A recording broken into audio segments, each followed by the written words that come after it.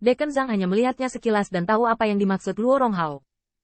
Dia segera tersenyum dengan senyum pahit dan berkata, tidak hanya dia ada di sini, tapi dia sudah pergi, hilang. Begitu kata ini keluar, gadis murid merah itu terkejut. Dia benar-benar mengeluarkan 2 peri puncak, dan 3.000 peri. Diakon Zhang menundukkan kepalanya lagi. Pada saat ini, bahkan Luo Ronghao sedang menahan napas dan terhuyung-huyung di tempat. Saya pikir itu adalah musuh yang diam-diam menemukan kesalahan. Siapapun yang memimpikannya benar-benar kaya. Setelah beberapa saat, Luo Ronghao kembali sadar, merenung lalu berkata, Tuan Paman Zhang, siapa pelanggan itu? Saya ingin tahu. Dekan mendengar ini. Mau tak mau mengerutkan kening. Sen berkata, Martial Nepheu. Aturan pavilion Tiambao kami. Apakah Anda tidak tahu? Mendengar ini, raut wajah Luo Ronghao juga sedikit berubah. Saat ini, dia merasa sangat tidak berdaya. Tetapi setelah mengetahui bahwa orang tidak menyusahkan, amarahnya juga banyak ditekan. Bagaimanapun, pihak lain menang dengan cara finansial. Dia harus menerima. Martial Paman salah paham. Semua orang pergi. Bisakah keponakan bela diri masih omong kosong? Dekan Zhang mendengar ini hanya memperlambat wajahnya sedikit, dan dia masih agak enggan untuk melihat Luo Ronghao. Setelah mempertimbangkan identitas yang terakhir, dia akhirnya berbisik, tamu, yang mengaku bandel. Yang lain, Martial Paman tidak tahu apa-apa sekarang. Alasan dia mengatakan itu karena dia kan juga merasa bahwa nama itu disusun oleh pemuda itu dengan santai, yang memperjelas bahwa dia tidak mau mengungkapkan identitasnya.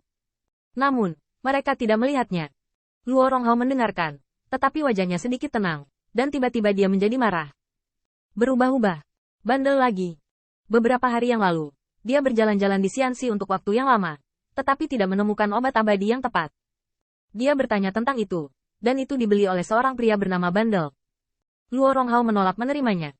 Di mana orang ini muncul? Dewa kekayaan. Pada saat yang sama, Qin Yichan kembali ke istana garis keturunan Yan. Tetapi di tengah jalan dia bertemu dengan Guru Qi. Yah, Qin Yi, kan? Ketika Qin Yichan melihat ini, dia sudah memikirkan kata-katanya. Dia segera mengungkapkan penyesalannya dan menutupi dahinya. Qi Senior, jangan sebutkan itu. Junior hanya mundur sebentar. Ketika saya memikirkan pelelangan hari ini dan bergegas ke pavilion Tiambao, itu hampir berakhir. Berkeliaran sebentar dan kembali.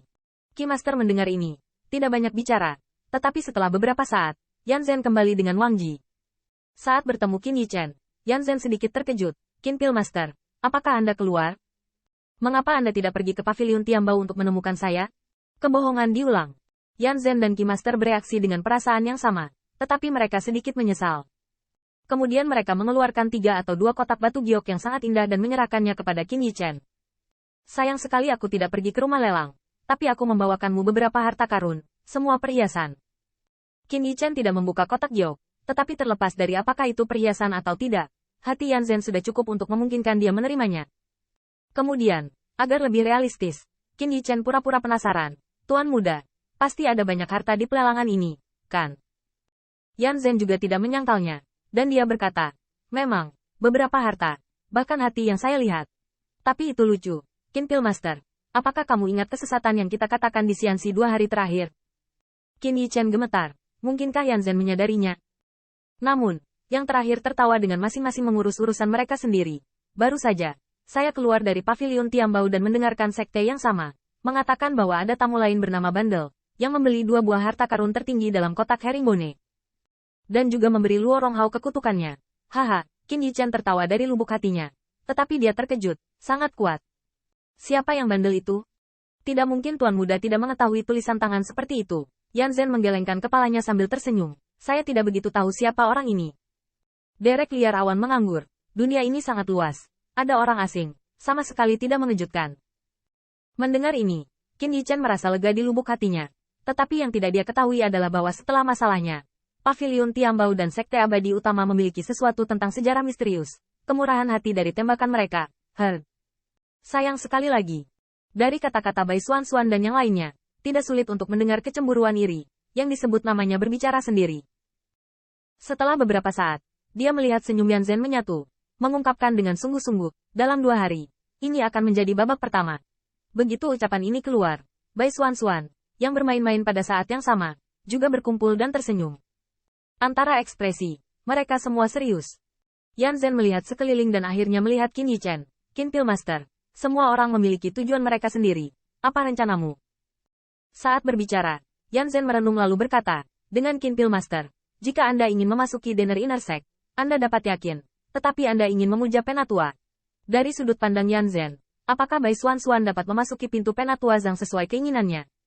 Itu sangat tidak berkelanjutan, apalagi Qin Yi. Bahkan Yan Zhen masih sedikit khawatir bahwa Qin Yi telah menyinggung Luo Ronghao di Xianxi. Jika dia diincar oleh tim dari Changmiao Continental, dia mungkin akan tersingkir di babak pertama. Ketika Qin Yi Chen melihat ini, hatinya tidak tahu apakah harus menangis atau tertawa. Saya mengatakan bahwa saya datang untuk menemui Anda, Lord Immortal Sekte. Tuan muda, dapatkah Anda menerimanya? Namun, di permukaan, Qin Yi Chen tidak pamer, hanya menghela nafas. Rencana masa depan adalah menunggu pertarungan aneh dan melihat bagaimana hasilnya sebelum bernegosiasi dengan Tuan. Dalam hal ini, Yan Zhen tidak mengatakan apa-apa lagi, hanya menepuk bahu Qin Yi Chen. Ya. Tidak peduli apa tingkatannya, jika kamu memasuki sekte dalam kuil dan, di masa depan, kamu akan menjadi teman sejatiku Yan Zhen. Jika Anda ingin kembali ke api surgawi untuk studi lebih lanjut, Anda dapat datang ke keluarga yang saya kapan saja. Qin Yi Chen tersenyum dan mengucapkan terima kasih atas undian yang tenang ini. Sejak akhir malam pelelangan di Pavilion Tiambao, keaktifan di kota Peri Tianxian dan Sekte Abadi belum melemah, namun suasananya menjadi semakin panas. Karena sorotan sebenarnya hanyalah permulaan. Untuk mengabadikan acara Akbar Alchemy Dao Heaven's Chosen dari semua sisi, banyak Master Alchemy Dao dari Immortal Sect datang untuk menyaksikan bersama. Dalam suasana seperti itu, kota Peri Tiancheng juga sangat semarak. Bahkan langit sudah penuh dengan cermin giok, agar acara akbar ini segera menarik 10.000 orang. Setelah 2 hari istirahat, pada dini hari, Yan Zhen mengumpulkan Qin Yi Chen bersama dan memanggil ke aula besar. Terlihat bahwa Wang Xi dan yang lainnya adalah ekspektasi dan koeksistensi dengan ketegangan, dan mereka telah menjadi ekspresi semangat juang yang tinggi. Qin Yi Chen tidak terkecuali. Perjalanan ini telah berbalik, dan akhirnya, dia semakin dekat dengan tujuannya. Kamu sudah siap, lalu pergi denganku. Kata-kata penyemangat sudah cukup. Selanjutnya, kita harus melihat kemampuan masing-masing dari 10 orang tersebut. Sebelum pergi, Qi Master melihat siluet kerumunan, dan mengangkat harapan langka di wajah lamanya. Yah, gadis Xuan, dan kamu, semua harus bersorak. Wang Ye mendengar ini, dan ekspresinya lebih bermartabat. Semua orang tahu bahwa dalam beberapa hari ke depan, itu akan menjadi persimpangan penting di masa depan mereka dan masa depan Alchemy Dao. Apakah itu Bu Qingyun, atau akankah mereka kembali ke jalan yang sama? Pemerintah, itu tergantung pada pertarungan.